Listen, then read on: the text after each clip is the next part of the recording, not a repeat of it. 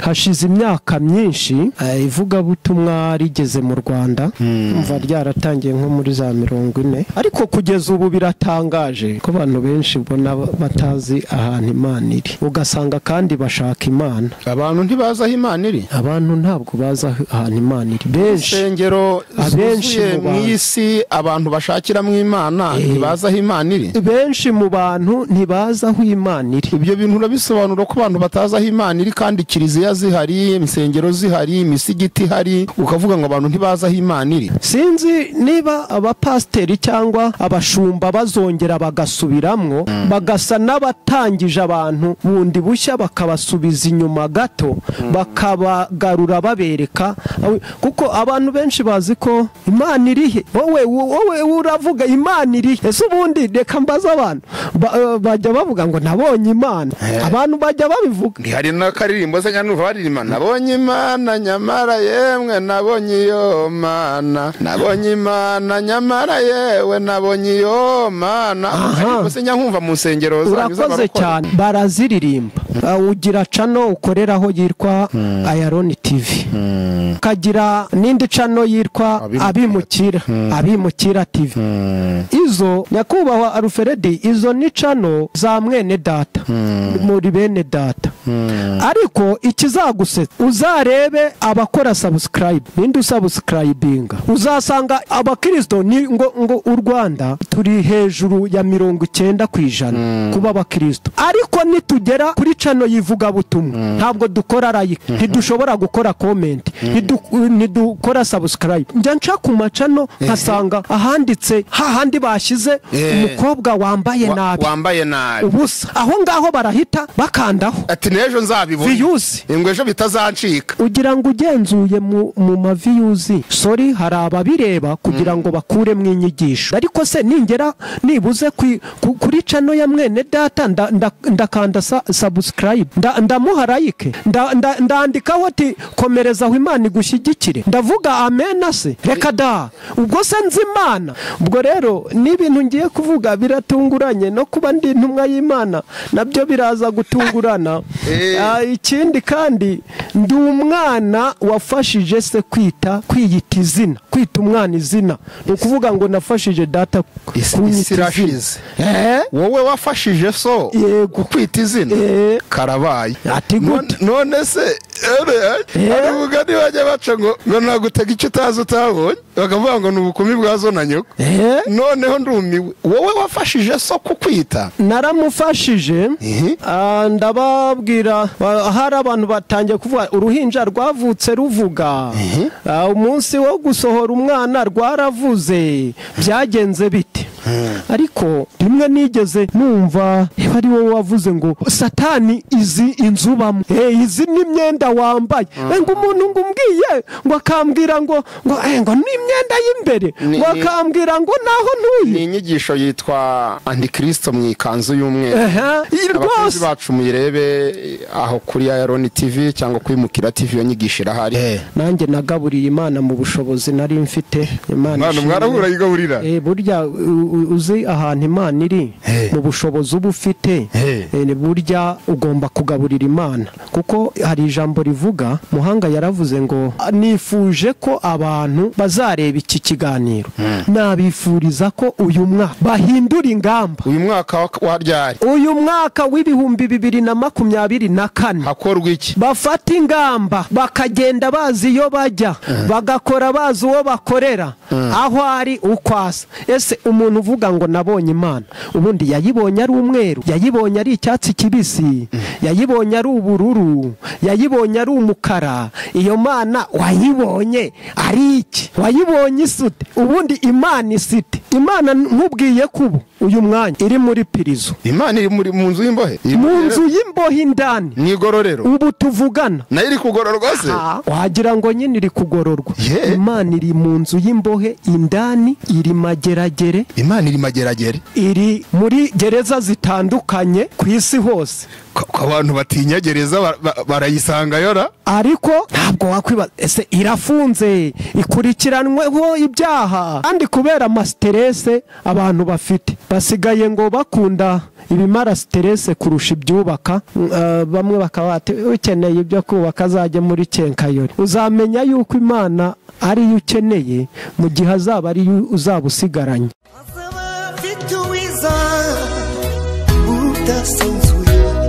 Azaba afite ingororano yo guhema buri wese, guhana n'imirimo yakoreye hano ku isi. Nawe nshuti yanjye aza kwambika ikamba. Amahoro y'Imana nabane namwe nshuti zacu bakunzi ba AYALONI TV, nimugire umugisha w'Imana. Nuko dutangira kenshi tubifuriza amahoro. Ese mugira ngo umuntu kwifuriza amahoro burya ntabwo aba kwifurije ibyiza? Umuntu ashobora gutunga byinshi ariko yabura amahoro, akaba ari mu buzima bugoye kandi bubi. Yewe na wa mwami wacu witwa Yesu, mu bintu yazanye mu isi yazanye amahoro. Ukwifuriza amahoro wese aba kwifuriza ibyiza. Ukuzanaho intambara niyo yaguha ibyamirenge aba kwinjiza ahantu habi. Tubifurije amahoro rero ni Misagaro Feredi, umwigisha, umusomyi. Ntabwo wakigisha udasoma. Hari abantu bashaka kuba bigisha kandi badasoma. Wakigisha icyo utasomye. Iyo ushaka kumwigisha urasoma, iyo ushaka kumenya uriga. Ndi umusomyi, niyo mpamvu akenshi ibyo tubabwira biba bitari amagambo, biba bifite isoko. Mbahaye ikaze rero. Dufite umugisha rero ukomeye nkuko tubibabwira umunsi ku munsi. Narababwiye nti amavuta yamanutse yo kubigisha ndabigisha, ariko iyo namanukiwe n'amavuta yo kubakirira abakozi b'Imana ndabakira, nkabaha umwanya bakavuga, yewe nanjye nkanababariza ibibazo bimwe na bimwe mu byo muba mwibaza, kandi nzi ko ibintu bigenda neza. Tugize umugisha uyu munsi wo kwakira umukozi w'Imana. Uyu ni umugabo rwose mbona wanabyambariye. Niteze rwose amagambo y'imbaraga Imana imusizemo, nkuko namwe muyiteze kandi muyategereje. Muranyemerera tumwakire, tumuhe umwanya adusuhuze, anatwibwire. Amahoro y'Imana mwene data. Amahoro y'Imana nyakubahwa Evangeliste Alfredi. Imana ni guha umugisha nkuko bivuze, ukwifuriza amahoro abakwifurije ikintu cyiza. Bibiliya yo yarambwiye ngo duke turimwe amahoro turuta ibyamirenge cyangwa ibyinshi biri mu intonganya. Na Yesu ajya kugenda mu bintu yasize, ntabwo yasize diyama n'izahabu, ahubwo yabwiye intumwa ze, abigishwa be, ngo mbahaye amahoro, mbasigiye amahoro, kandi simbahaye nkuko abisi batanga, ngo nimugire amahoro. Natwe duti rero abadukurikiye muri uyu mwanya tugiye kuba muri iki kiganiro, amahoro y'Imana nabe muri mwe.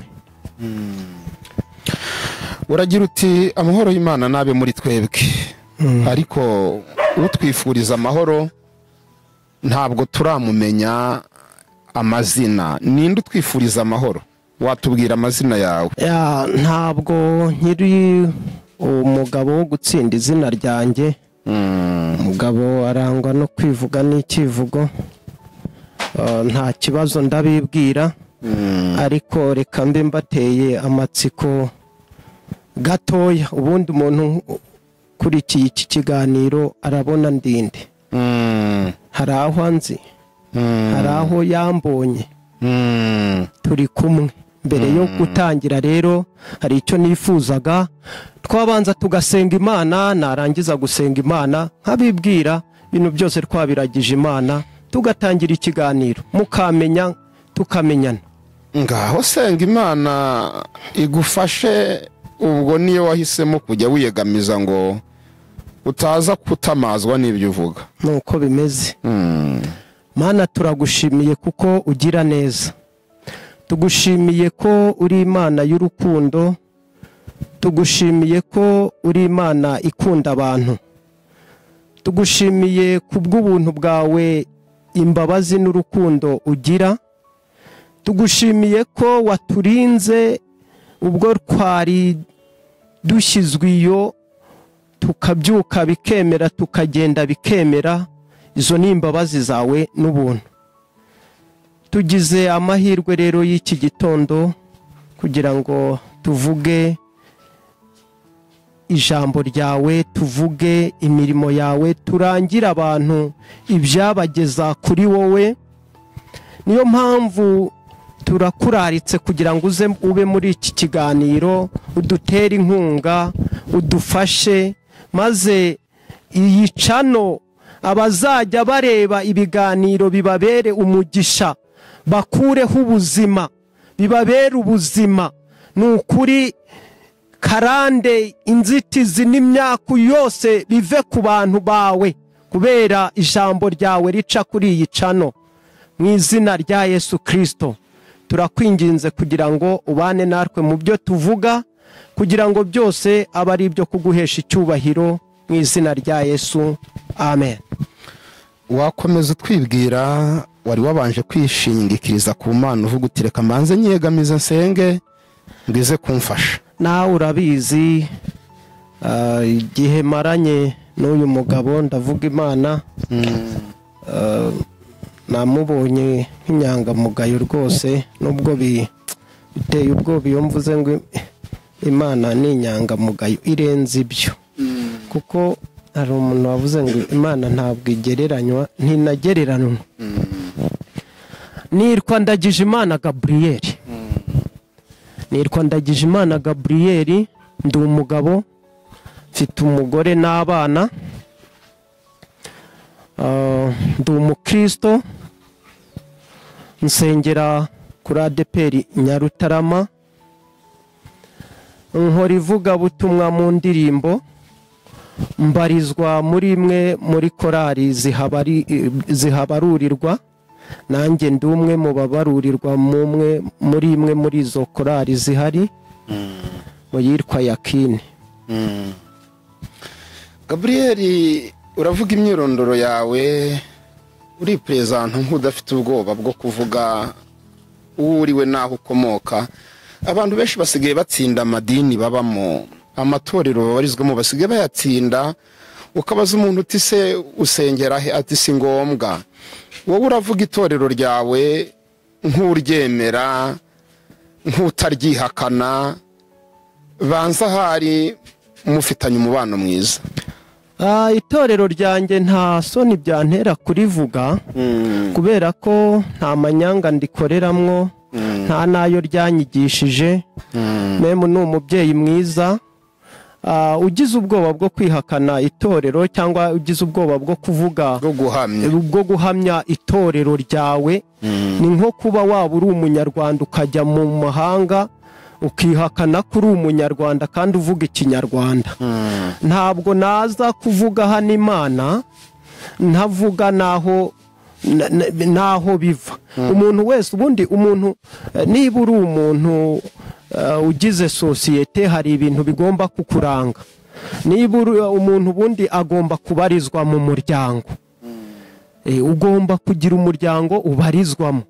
Mu muryango rero umuntu akwiye kubarizwamwo, hari uwo avukamwo, aho naho tuvuka, aho twavukiye, abatubyaye, ariko tugomba no kugira undi muryango w'itorero cyangwa se idini tubarizwamo. Ni ukuvuga ngo rero amahitamo yawe yarangije cyangwa yatangiye kugukoza isoni zo kuyatura, kiba cyabaye ikibazo. Ntabwo mfitanye itorero ryanjye, nta bibazo mfitanye n'itorero ryanjye. Ndi umukristo, ndihamiriza, nta bwoba bwo kubivuga. Urakoze cyane Gabriel. Iri zina naryumvise muri Bibiliya ryitwa Gabriel. Ni intumwa, ni umuntu Imana, ni umumarayika Imana yatumye kenshi, yigeze imutuma no kuri Mariya, aza kuvuga ubutumwa budasanzwe. Bwanatunguye Mariya cyane, bunatungura n'abatuye isi. Kuza kubwira umuntu ko azabyara atarabonanye n'umugabo. marayika Gaburiyeli navuga nti ntagira ubwoba bwo kuvuga iby'Imana ibimubwiye. Ese nawe izina ryaba ari ryo muntu nk'uko bakwitiriye marayika Gaburiyeli, nta bwoba ufite bwo guhamya ibiri muri wowe? Urakoze cyane, ahubwo mvugiye ibintu unyibukije akantu narinsize. Ubundi hari rindi njya nongeraho intumwa y'Imana. Intumwa y'Imana. Uri intumwa y'Imana? Baribaza se iyi ntumwa y'Imana ni umumarayika, ariko ndi intumwa y'Imana, nitwa Gaburiyeli nyine, kandi koko izina ni ryo muntu. Izina ni ryo muntu. Ikindi gitangaje ahubwo uravuze ngo yakunze kujyana ubutumwa kuri Mariya ndetse buramutungura cyane. Sugi yibaza ukuntu izabyara itabonanye n'umugabo. Ba Gaburiyeli baratungurana. N'ubu ibyo ngiye kuvuga nonaha birabatungura rwose, kubera ko hari n'abatanzi ko nari umuvugabutumwa. Ndi umuvugabutumwa ariko udakunda kugaragara cyane. Hari abantu bagira ngo kuvuga ubutumwa nuko twahawe agatuti mu rusengero iki, ariko ndi umuvugabutumwa bwiza bw'Imana. Ubwo rero n'ibintu ngiye kuvuga biratunguranye, no kuba ndi intumwa y'Imana nabyo biraza gutungurana. Ikindi kandi ndi umwana wafashije se kwiyita izina, kwita umwana izina. Ni ukuvuga ngo nafashije data kunyita izina. Wowe wafashije so kukwita izina? Karabaye. Ati gute? None se aravuga ntibajya baca ngo nagutega icyo utazi utabonye, bakavuga ngo ni ubukumi bwa zo na nyoko. Noneho ndumiwe, wowe wafashije so kukwita? Naramufashije. Ndababwira, hari abantu batangiye kuvuga uruhinja rwavutse ruvuga, umunsi wo gusohora umwana rwaravuze, byagenze bite? Ariko naravutse ndakura, data anyita izina rimwe. Anyita Ndagijimana. Uraribana? Namubajije n'impamvu yarinyise, ariko nyuma ku myaka 11 ntangiriye inzira y'Agakiza. Nayitangiye mfite imyaka 11, wa 12 wari utaruzura neza, haburaga nk'amezi 5, hari mu kwa 7 ko nuzuza umwaka mu kwa 12. Nibwo namenye ko nkwiye gukurikira Yesu, ku mpamvu z'uko nasanze hari iteka rizacirwaho abantu. Nkurikirana iryo teka impamvu rizacibwaho abantu, ngo narinzi ko ari ukuba ku isi bikazagera abantu bagapfa bikarangira. Numva hajemwo n'ibintu byo kuzajya mu ijuru no kuzajya mu muriro. Birantungura rero nshakisha amakuru. Nakuze ndi umwana ukunda kubaza utubazo cyane, mbaza impamvu y'ibyo bintu imperuka n'iki, bituma rero nshaka uburyo nayoboka inzira y'Agakiza, kuko nasanze ari byo bigomba.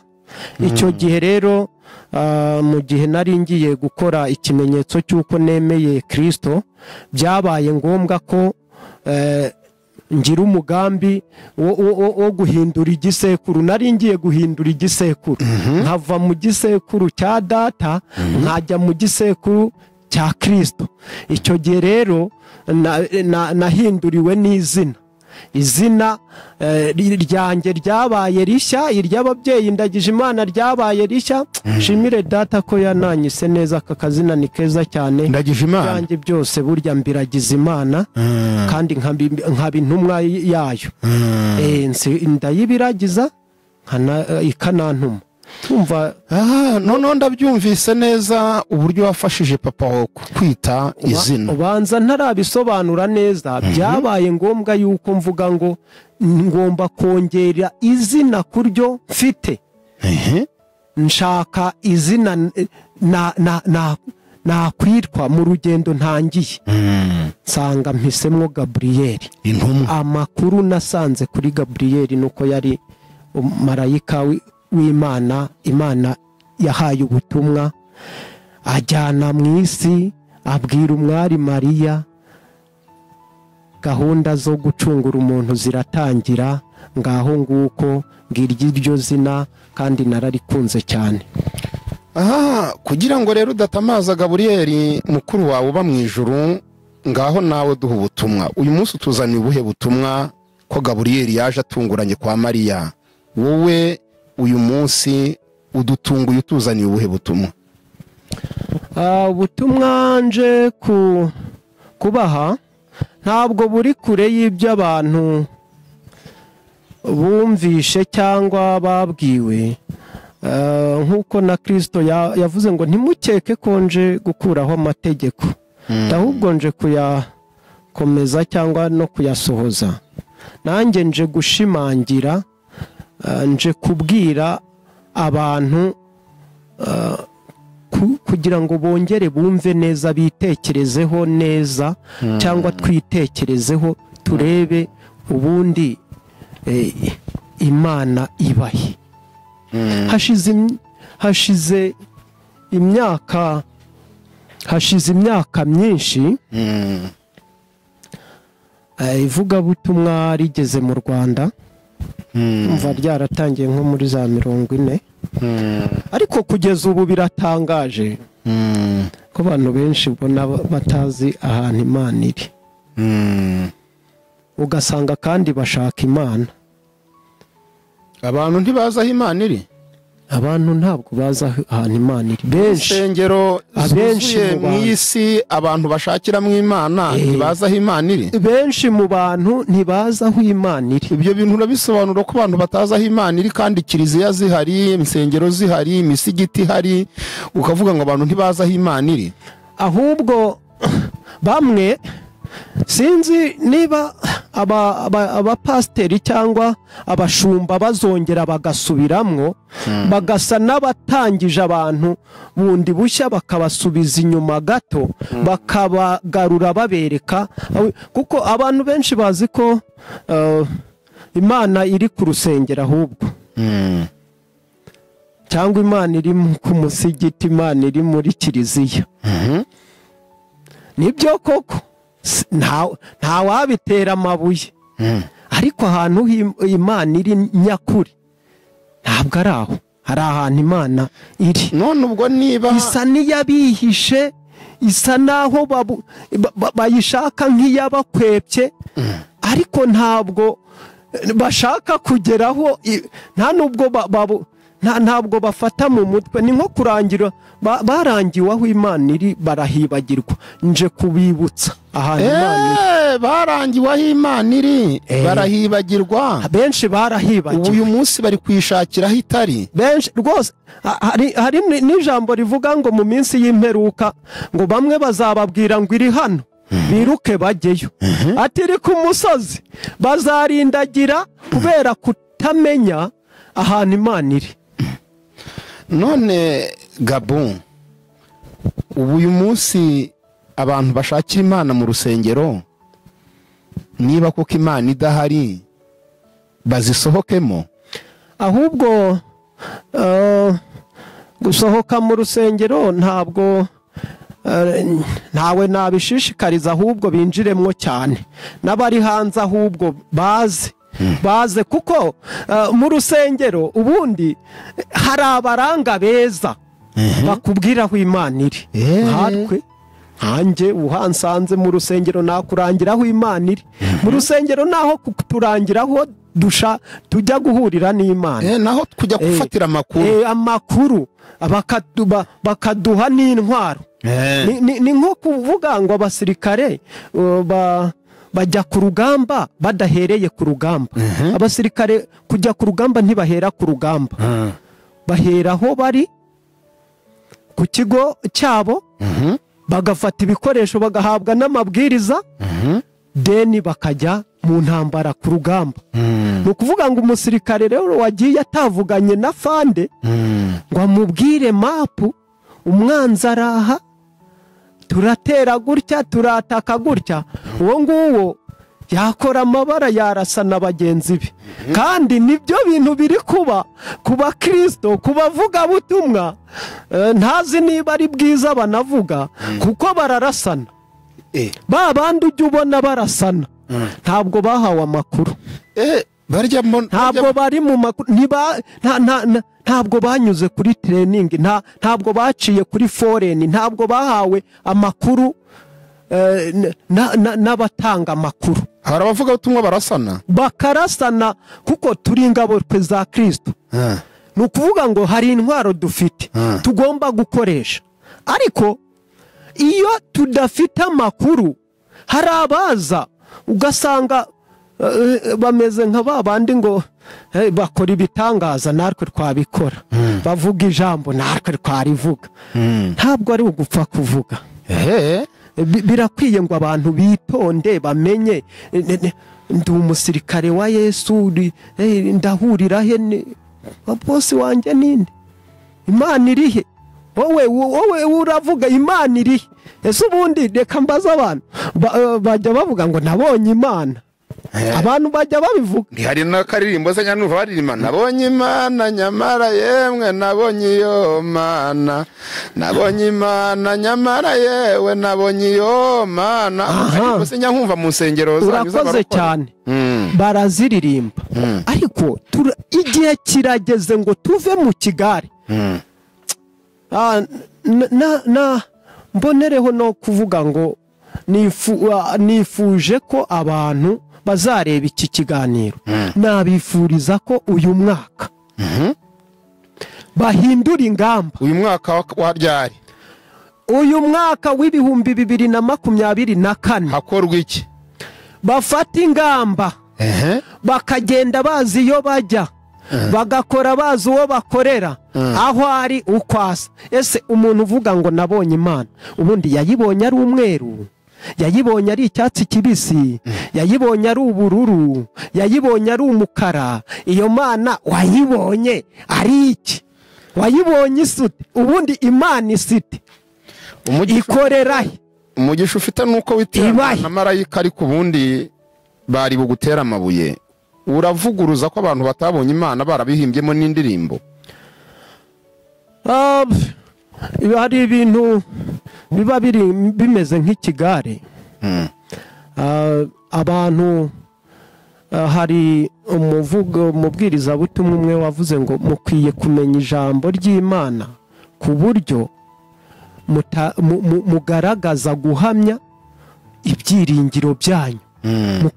mbese ibyiringiro icyo uhamya ikikurimo, ukamenya guhamya ibyiringiro by'ibyo wizeye.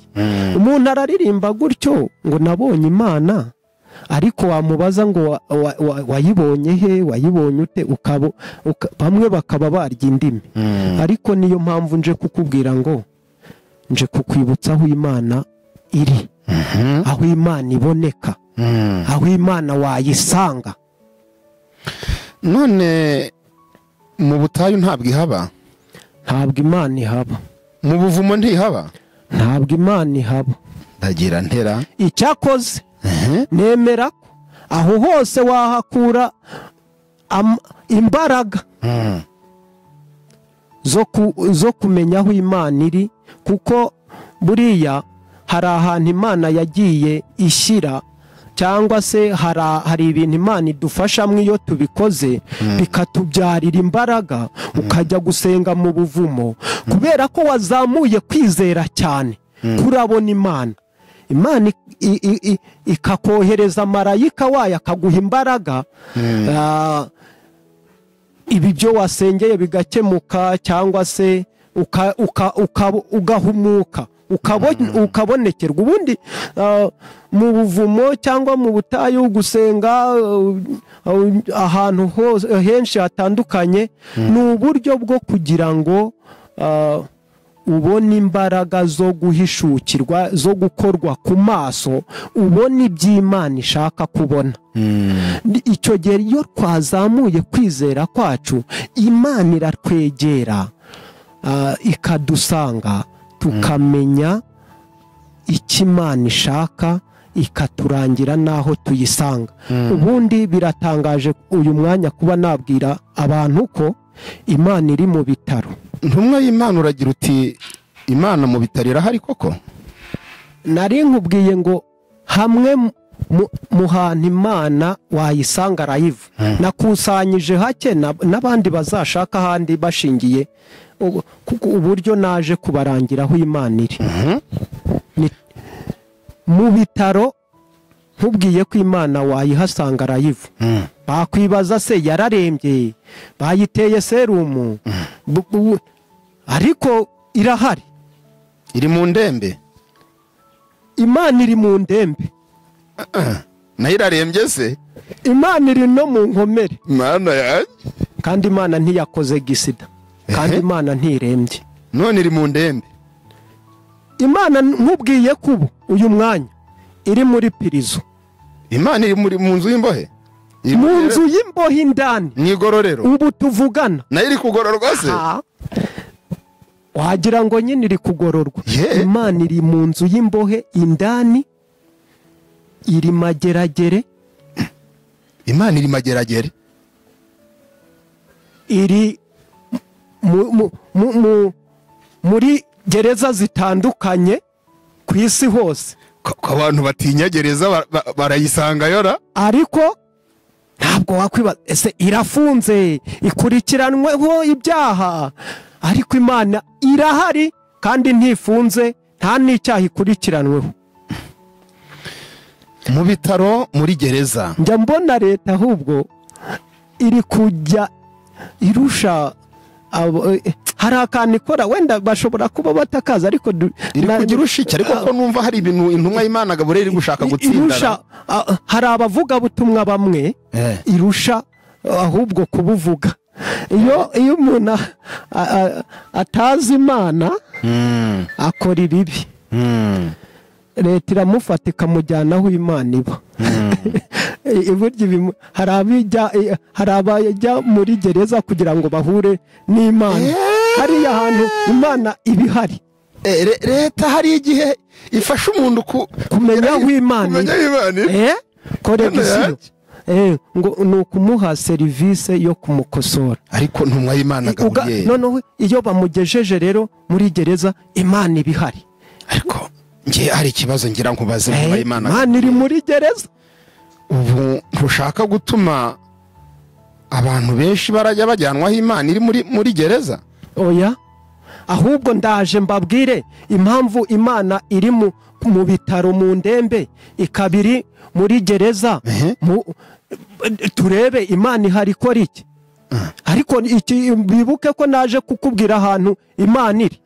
Naje kukubwira ahantu Imana iri. Ahantu ha gatatu Imana iri. Imana iri mu bababaye. Niba ifite agahinda, ese umwaka waba warayigendeye nabi? Ntabwo Imana iri mu bababaye kubera ko ifite agahinda, kubera ko hari bije yari yapanze yagenze nabi, kubera ko hari ibitaragenze neza muri uyu mwaka. Ahubwo Imana iri mu bababaye. Tuvuye mu minsi mikuru ya Noheli n'Ubunani, hari umuntu wabaragaburiye Imana muri izi mpera z'umwaka. Hari abantu barishimye, barariye kuri Bonani, batumiye imiryango, barajya baranezerwa. Nta bantu baba baragaburiye Imana muri iyi minsi mikuru ubihuje no n'ubu butumwa tuzaniye bw'uko ahantu nyakuri Imana iri. Ese muri izi mpera z'umwaka urakeka hari abantu baba baragaburiye Imana? Barahari, ariko hari n'abariye bonyine. Barahari kandi rwose guserebura nk'uko babivuga muri iki gihe, cyangwa kwishima cyangwa se kwizihiza, ni byiza. Ntawe nteye amabuye, muzishime. Na Salomo yarishimishije aravuga ati nta nubwo nimye umutima wanjye icyo ushaka, ariko aza kuvuga ngo byose ni ubusa. Ni abantu rero bamwe, hari abantu bagaburiye Imana rwose. Nanjye nagaburiye Imana mu bushobozi nari mfite.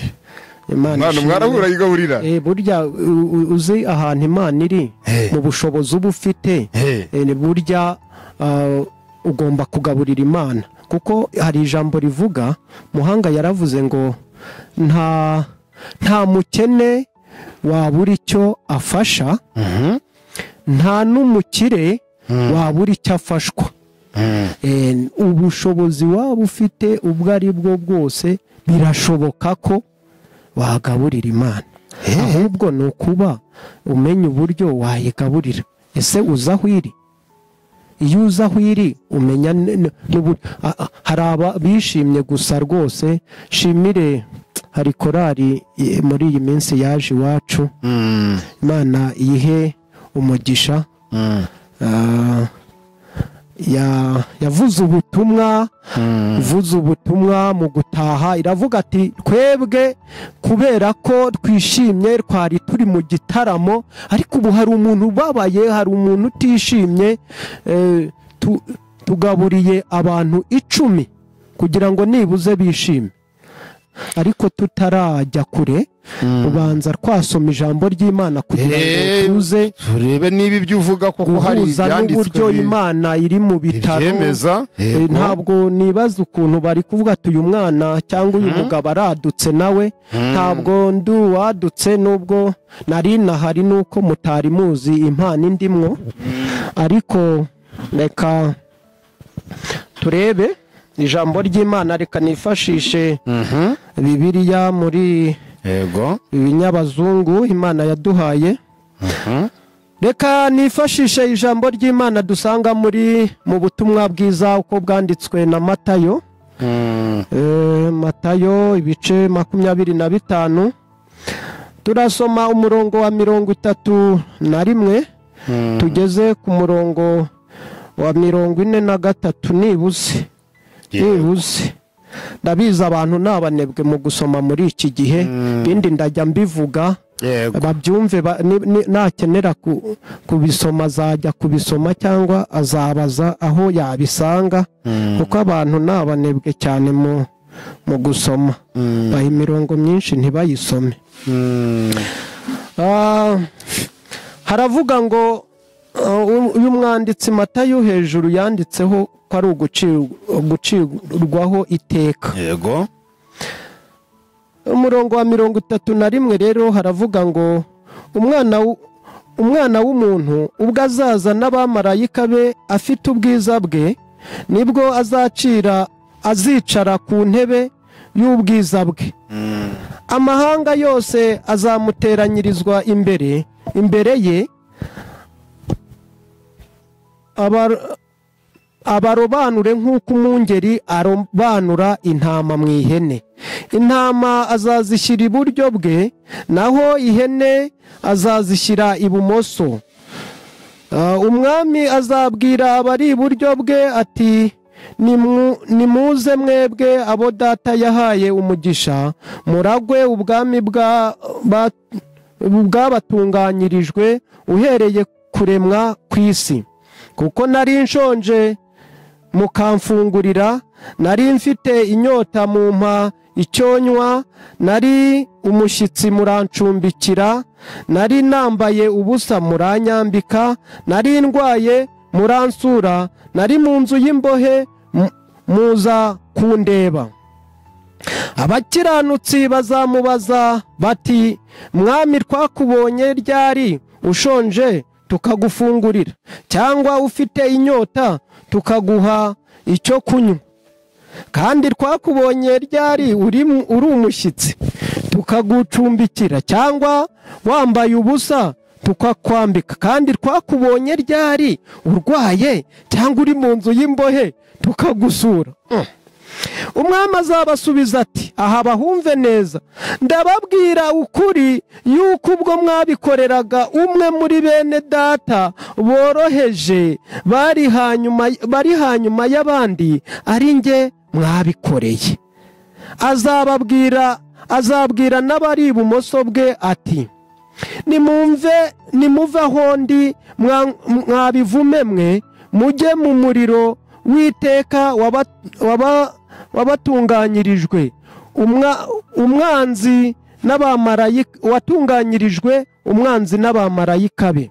Kuko nari nshonje ntimwamfungurira, nari mfite inyota ntimwampa icyo kunywa, nari umushyitsi ntimwancumbikira, nari nambaye ubusa ntimwanyambika, nari ndwaye ntimwansura,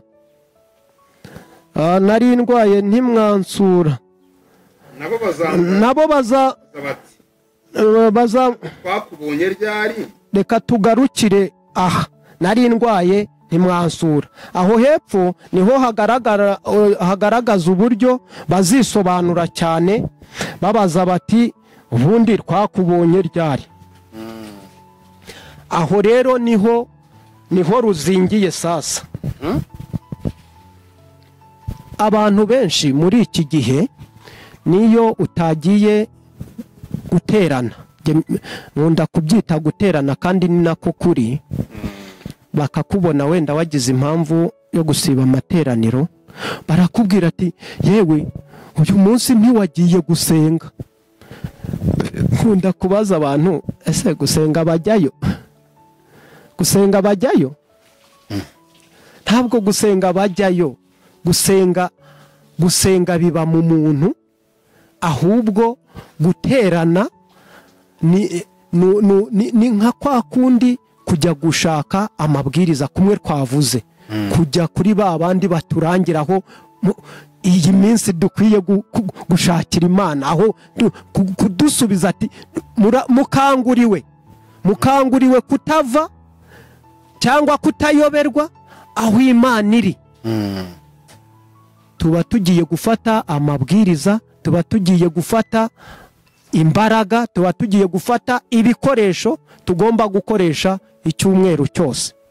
Muririmbyi umwe yaravuze ngo mpisemwo guhora nkizwa, hari ugira ngo yakizwa bikarangira ariko uhora ubikora. Niyo mpamvu duhora tujya gufata imbaraga, niyo mpamvu mpura na Arufereda akambwira imbaraga z'Imana, akambwira uko Imana yamutarukije ikintu runaka, nkahita mvuga nti burya nuko byagenze, akankomeza. Nagenda mbabaye akambwira ukuntu Imana imara umubabaro. Icyo ni igikoresho cyitwa kwihangana. Yo ni intwaro yo kwihangana abari kunyariza niba itari ikirimo ubugi igacyara, nkihangana nkizera. Muri make rero abantu barabyumvishe ko Imana iri he muri gereza. Yego. Barabyumvishe ko Imana iri he mu bitaro. Barabyumvishe ko Imana iri he mu gucumbikira abantu, iri mu boroheje. Ngo ndetse babandi baciye bugufi kurenza abandi. Niyo mpamvu abantu benshi ngo Imana izababwira ngo nimumve imbere, bikabatungura. Ntitwakoraga ibitangaza. Gukora ibitangaza si ikimenyetso cy'uko uzaho Imana iri, na Satani akora ibitangaza. Mishurira abantu ko niba batirinze kugendera mu bintu bita ibitangaza, kuba ibitangaza byakorwa simbiteye amabuye, ni byiza turanabikunda. Ariko umuntu wabaye umuntu ufite inyota y'ibitangaza, icyo akeneye ari ibitangaza, uwayobye hataciye kabiri. Kubera ko Satani akora ibitangaza, akora n'ibimenyetso wagira ngo ni iby'Imana ikoze. Guhanura si ikimenyetso kigaragaza kuza aho Imana iri. Ushobora guhanura utazi Imana, utanabikoreye Imana, ubikoreshejwe n'izindi mbaraga zitava ku Mana. Ibyo birashoboka. Rimwe nigeze numva ari wowe wavuze ngo Satani izi inzubamo. Izi ni imyenda wambaye. Ngo umuntu ngumbwiye ngo akambwira ngo ni imyenda y'imbere, ngo akambwira ngo naho ntuye. Ni inyigisho yitwa Antikristo mu ikanzu y'umweru. Abakunzi bacu muyirebe aho kuri AYALONI TV cyangwa kwimukira TV, yo nyigisho irahari. Mbonereho no gusuhuza umuntu bita Kamasoni Josephine. Iki kiganiro ndabiza zakireba, ni umusesenguzi mwiza cyane. Kandi nawe uzamutuzanira niyemera nzamuzana tuze gusesengura. Ni umusesenguzi mwiza ukurikira ibiganiro kandi rwose azakibona. Imana impumuye. Ni ukuvuga ngo Imana izabwira abantu ngo sinigeze mbamenya. Umuntu wese ukunda ibitangaza, ukunda byacitse, Satani iraje ibimukorere. Kuko mu bintu Satani izanye byacitse, kandi kubera amasterese abantu bafite, basigaye ngo bakunda ibimara stress kurusha ibyubaka. Bamwe bakabati ukeneye ibyo kubaka azajye muri Kenkayori. Uzamenya yuko Imana ari yo ukeneye mu gihe azaba ari uzabusigaranye.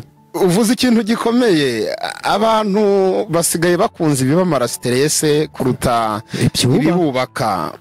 Uvuze ijambo rigira riti bamwe baragira batushaka ibyubaka azajye muri kenkayeri.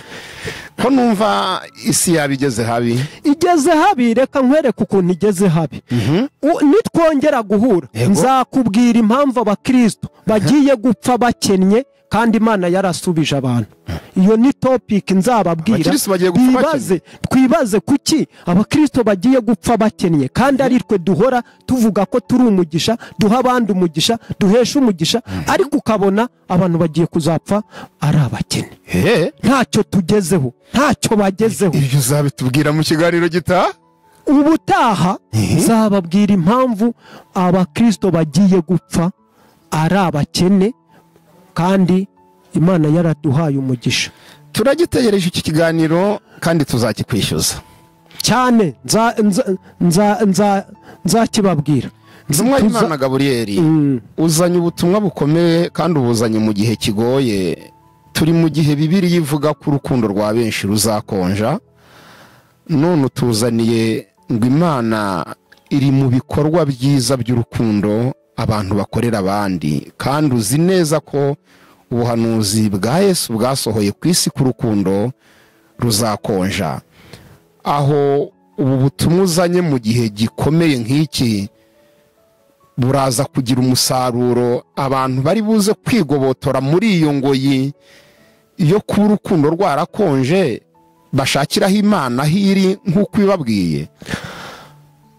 Nta kiraza koroha kuri nge kandi nta n'icyoroshye nzanye, kubera ko tugeze mu gihe dukwiye kuvuga ukuri, tukavuga ukuri, tukabwira abantu ukuri, tukareka gushyira abantu nko kubatetesha. Umukristo w'iki gihe ntakwiye guteta. Isi yacanye ku maso, isi nta mikino ifite, kandi abakorera isi nabo ntabwo bashyizemo imbaraga, ariko ukabona twebwe abakristo nitwe tugenda bigura intege. Ubundi twakurikiye Yesu cyangwa turi muri iyi nzira tubishaka, twarabihatiwe. Reka nkwereke ukuntu abantu batazi aho Imana iri. Mu by'ukuri uzasanga iyi channel, ugira channel ukoreraho yitwa AYALONI TV, ukagira n'indi channel yitwa Abimukira TV. Izo nyakubahwa Alfredi, izo ni channel za mwene data, muri bene data. Ariko ikizagusetsa, uzarebe abakora subscribe. Ninde usubscribinga? Uzasanga abakristo ngo u Rwanda turi hejuru ya 90% kuba abakristo, ariko nitugera kuri channel yivuga butumwa ntabwo dukora like, ntidushobora gukora comment, ntidukora subscribe. Umwene so afite channel ntushaka kujya kumuteza imbere, bakarenga bakazishyira ku makomedi, jya kuri komedi urebe kuri filime z'ubusambanyi, kuzabati ubwo bakarenga kabariho bashyiraho subscribe ndetse n'amaviews. Njya ndeba, yes, njya nca ku macano nkasanga ahanditse hahandi bashyize umukobwa wambaye nabi ubusa, aho ngaho barahita bakandaho ati n'ejo nzabibona, ngo ejo bitazancika. Ugira ngo ugenzuye mu maviews, uretse ko hari ababireba kugira ngo bakure mu inyigisho, hari n'ababireba kubera ko ari cyo kibari mu mutwe, ariyo nzara bafite. Kuko nanjye nshobora kubireba nkareba se isigeze, ariko sinanahatinda. Ariko se ningera nibuze kuri channel ya mwene data ndakanda subscribe, ndamuha like, ndandikaho ati komereza aho Imana igushyigikire, ndavuga amen. Se reka da, ubwo se nzi Imana uvuze neza ngo Imana yavuze kwigaragarira mu bikorwa by'urukundo. Imana igaragarira mu bikorwa by'urukundo. Yohana yabivuze neza, yaravuze ngo udakundana ntazi Imana. nta kundi Imana uwo ntaki ngo uwanga mwene se ni umwicanyi. Abantu bari kujya biyita abakozi b'Imana badakundana barwanyana. Uri umuvugabutumwa uza kurwanya mwene so, umuvugabutumwa wari ukwiye kuza umutera ingabo mu bitugu, mugaterana inkunga, mukayobora isi. Yesu yaravuze ngo mube urumuri rw'isi, mukwize hose inkuru nziza, muvuge ijambo ryanjye mugeze ku mpera y'isi. Ariko urasanga abantu si cyo cyerekezo barimwo. Ikindi abantu benshi baravuga Imana mu magambo. Hari igihe cyo kuvuga Imana mu magambo n'igihe cyo kuyivuga mu bikorwa. Niba ufite uburyo bwo kuvuga Imana mu bikorwa, ntukirirwe cyane unayivuga mu magambo, kuko ubwayo nuyivuga mu bikorwa izagaragara kurusha kuba waza kuyibwira abantu. Yesu azababwira ngo nimumve imbere, sinigeze mbamenya. Twarahanuraga nimugende ubwo mufite uwari wabibahaye, twavugaga mu izina ryawe nimugende, n'abadayimoni bararivuga. Ntabwo ngo azababwira ngo sinigeze mbamenya, mu gihe abakiranutsi bo babikora batanabizi. Imana ishimwe. Hari abantu njya nkabona umuntu rwose, hari n'ibintu byadukoroneje burya. Umuntu iyo mudahuje idini kenshi usanga mudahuje imyambarire, mudahuje imisokoreze, mudahuje ibintu byinshi. Icyo gihe turavuga ngo abangaba ntabwo ari Imana. Ariko hari indirimbo ivuga ngo umwami wacu Yesu niwe tangiriro ry'itorero yaremye mu mazi n'ijambo. Ngo itorero ni rimwe. Hari igitero igira kivuga ngo mu moko ataramwe, n'umwami waryo n'umwe, riramusangiye. Dusangiye Kristo, dusangiye Kristo. Umwa y'Imana Gaburiyeli, tugenda tugana ku musozo w'iki kiganiro cy'uyu munsi, aho watubwiraga mu by'ukuri uburyo abantu benshi bari gushakira Imana hatariho, aho itari, kandi watangiye ntabyumva, ariko tugiye gusoza nanjye mbyumvise, mbonye koko ahantu Imana iherereye ahariho. Ndagira ngo utanga inama, ugira abantu inama. Uyu munsi wa none bari muri zone mbi yo kuba bazisanga Yesu abihakanya, babwira ko atabazi ku mpamvu y'imbaraga nyinshi bakoresheje, bahatana ngo banezeze Imana, ariko bakazisanga kumbi burya si Imana banezezaga, ahubwo barinezezaga ndetse bakanezeza na bene wabo. Bagira inama. Inama twatanga ikubiye muri iri jambo tuvuze, kandi ikubiye no mu murage Yesu yasize abwiye intumwa ze n'abigishwa. Yarababwiye ngo, bamubaza ngo se mu by'ukuri dukora iki, kugiye kuzagenda dukora iki? Yarababwiye ngo mugende mukundane, ngo nimukundana niho bazamenya ko muri abigishwa banjye. Ngo ukunde mugenzi wawe nk'uko wikunda. Aho ngaho niho abafarisayo bamubajije ngo tubwira amategeko aruta andi. Arababwira ngo amategeko aruta andi ni abiri gusa, kandi akubiyemo yose: ukunde Imana n'ubwenge bwawe bwose, n'umutima wawe wose, n'imbaraga zawe zose, kandi ukunde mugenzi wawe nk'uko wikunda. Iyo ukunze mugenzi wawe uba ukunze Imana. Hari indirimbo tugira igira igitero kivuga ngo, niba ushaka kumenya Imana uyirebere muri mugenzi wawe. Ngo kandi niba udakunda mugenzi wawe ntiwakunda Imana utabonye.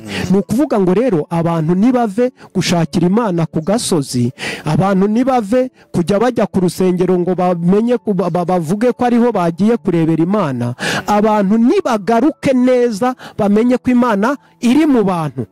Imana, hari ijambo rivuga ngo ubwami bw'Imana buri muri mwe. Ntabwo ari ukubushakira kure. Guterana insengero ni ahantu dufatira amasomo, amabwiriza, dukangurirwa. Niho dutyariza, niho dufatira ibikoresho. Ariko tere dukoreraho naho dukorera, naho tugenda, ni mubo tubana. Ni ukuvuga ngo abantu nibongere basubiza amaso inyuma uyu mwaka, bavuge ngo burya Imana nayishakaga nte. Ese aho burya aho nayishakiraga sihwiri. Birababaje kumva hari umuntu ufunze afite bene wabo cyangwa abamuzi ntibamugereho. Birababaje kuba utafata umwanya ngo ujye usura abantu kuri gereza, urebe ukuntu bababaye, ubahumurize, ubashyira akantu. Iyo umuntu ari muri gereza avuga ko atari mu gihugu, iyo afunguwe burya aravuga ngo ngarutse mu gihugu. Burya musure ari mu kindi gihugu, iyo umugezeho live Imana ahita ayibona. Uwo niwe uzaza ava muri gereza avuga ngo narakubonye. Navuga ngo narakubonye, uwo muzareka avuga Imana yarayibonye, kandi wamubaza naho yayibonye akahakubwira. Abantu bavugaga ko nta kindi gihugu barageramo bafite ikibazo, ni munyarukire na hariya burya naho ni mu kindi gihugu. Imana Gaburiyeli, turagushimiye ku kiganiro cyiza duhaye, gikubiyemo ubutumwa bukomeye ko kuri Gaburiyeli, gikubiyemo ubutumwa bukomeye bwo kongera kurangira abantu mu by'ukuri ahantu nyakuri Imana iherereye. Reka tugusabe utange kontakite zawe kugira ngo n'uwakenera kukugisha inama mu gikari abe yayikugisha. Nimero yanjye bambonaho iri kuri na WhatsApp, mbonekaho ni 078 3 4 4 7 3 078 3 4 4 7 3. Iri mu mazina yanjye. Uwakenera kunyura mu gikari akampamagara, tukaganira, twaganira nta kibazo. Imana ihumugisha abantu bamenye uburyo bagiye kujyaho Imana iri. Imana ihumugisha abazakurikira iki kiganiro. Imana iguhumugisha wowe Alfredi, mbonye ko nawe uzi Imana burya, uzi naho iri. Nka Gaburiyeli nta muntu, nta gatuti njya mbonekaho, ariko wowe wari uzi ko ndi umuvuga butumwa cyane rwose. Ubaye mwene data rero uteye intambwe, ati nk'umuvandimwe wanjye, reka abwira abantu.